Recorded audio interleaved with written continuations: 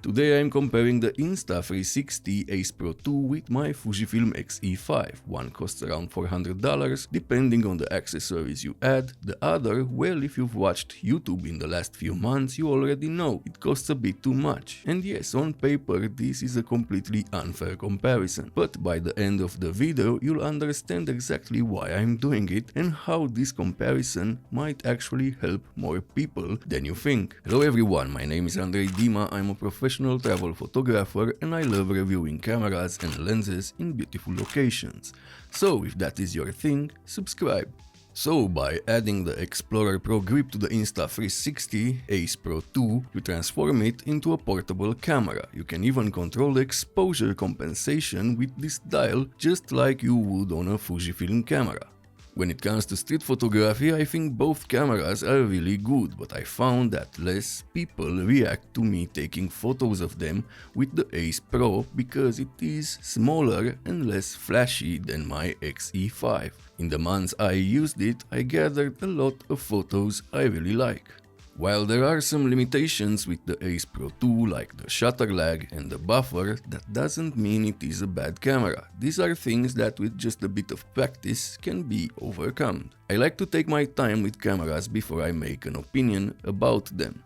Weeks, months, not hours, and I really like the Ace Pro 2 with the Explorer Pro grip.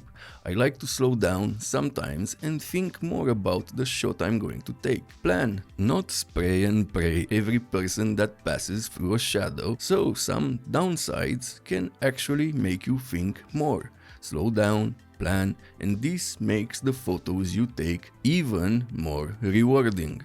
So for me as a travel and street photographer that also shoots a lot of video, a very important thing is battery life, and the Insta360 Ace Pro 2 has really good battery life, and with the new Explorer Pro grip even better. For my style of shooting, I couldn't deplete the battery in one day out. Around 10 hours of use for photo and video. Not fully 10 hours, but 10 hours I roamed the streets of a beautiful city, while the battery of the X-E5 was depleted in about 3 hours. I usually use 3 batteries in one day. That means more to carry and a bit more stress when shooting video, because the camera can stop during an important recording, and I'm not going to carry around an external battery and adding even more weight to my bag.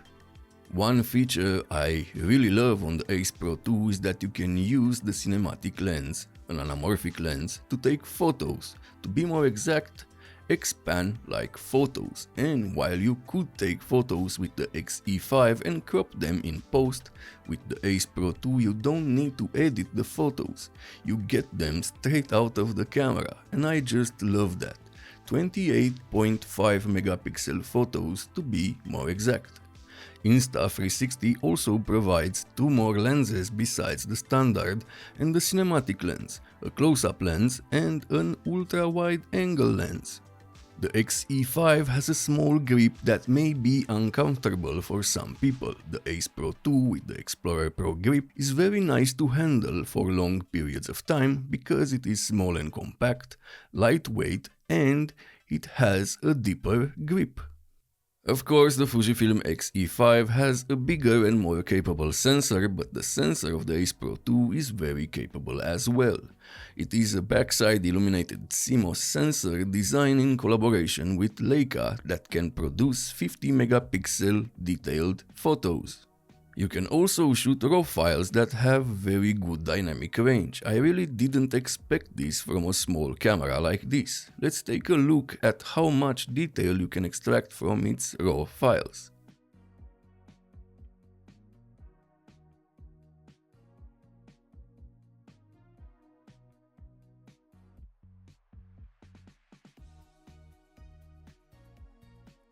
Both cameras have really good video specs, and of course the X-E5 has a bigger sensor, but there is a category where the Ace Pro really shines, and it is better than the X-E5. Walking around and vlogging. Just look at the footage here. I know it's an action camera, but I'm not talking about running and other stuff where clearly the Ace Pro 2 is better. I'm talking about filming yourself while you walk or filming beautiful locations. You can't do that with the X-E5 without a gimbal.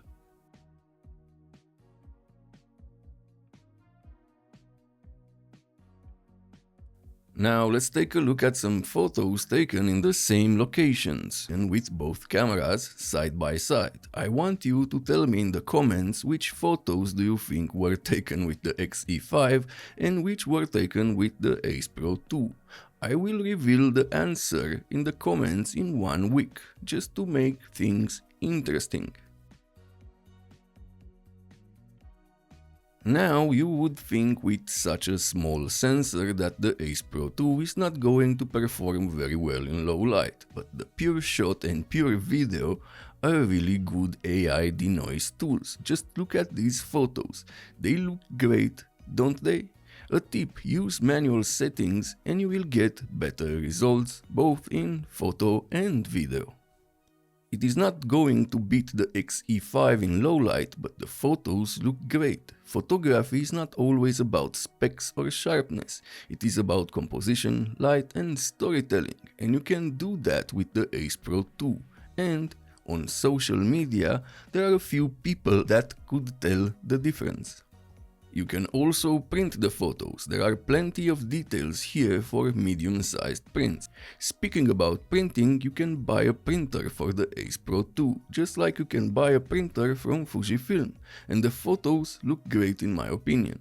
Now, a side thing that is nice to have as a street and travel photographer is weather sealing. While the Ace Pro 2 is weather sealed and can be submerged underwater, the Explorer Pro grip is not. But Insta360 also made a metal grip with tilta that is more like a cage, and with this one you can shoot in the rain with no problem. The Fujifilm X-E5 is not weather sealed and can be easily damaged if you shoot for long in rainy conditions because of its multiple dials and buttons. Both cameras have film simulations, and the ones made in collaboration with Leica for the Ace Pro 2 look really good. Yes, the Fujifilm X-E5 has more options, but there are plenty of simulations on the Ace Pro 2 as well. If you're wondering what the point is, it's simple, you don't always need the most expensive camera, and even expensive cameras have flaws. What really matters is what you need, what you want to create and what you're capable of doing with the tools in your hands. The Ace Pro 2 isn't perfect, no camera is, but flaws don't automatically make something bad. For street and travel photography, it's compact, weather sealed, has impressive battery life, with or without the Explorer grip. It is an X-Pan camera in your pocket for a third of the price of the X-E5 if you put in the extra accessories, and delivers very solid image quality in both video and stills. At the end of the day, it's a powerful little camera that can fit in your pocket, and that matters more than specs on paper. The rest, that's up to you. In my opinion, it is a must-have in everyone's travel kit.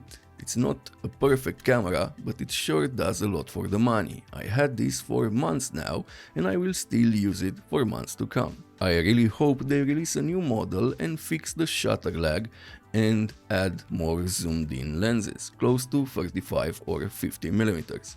Make the Explorer grip weather sealed and a faster shutter, and that would make it the perfect compact camera for anything. If this video was helpful, subscribe, this is very important for the channel to grow, and maybe one day brands will loan me cameras to review. That would be amazing, and I can only do that with your help. And if you want to support the channel even more, use the affiliate links in the description at no extra cost to you. There are also some discounts you should check out. Thank you for watching, see you next time.